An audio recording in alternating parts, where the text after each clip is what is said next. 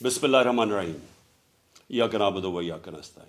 میرے پاکستانیوں، پولیس مجھے جیل میں پکڑنے کے لیے آ گئی ہے باہر، اور ان کا یہ خیال ہے کہ جب عمران خان جیل میں چلا جائے گا تو قوم سو جائے گی۔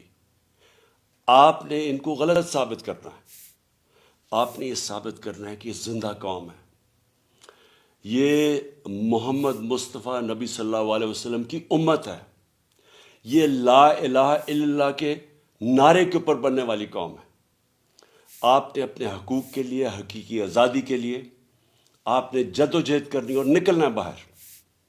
دیکھیں، عمران خان کو اللہ نے سب کچھ دے چکا ہے۔ میں آپ کی یہ جنگ لڑ رہا ہوں، میں تو اپنی ساری زندگی جنگ لڑی اور لڑتا رہوں گا، لیکن اگر مجھے کچھ ہوتا ہے یا جیل میں جاتا ہوں یا مار دیتے ہیں تو آپ نے یہ ثابت کرنا ہے کہ عمران خان کے بغیر بھی یہ قوم جد و جہد کرے گی، اور یہ بدترین غلامی ان چوروں کی، اور یہ جو ایک آدمی فیصلے کر رہا ہے اس ملک کے، یہ کبھی آپ قبول نہیں کریں گے۔ پاکستان زندہ باد۔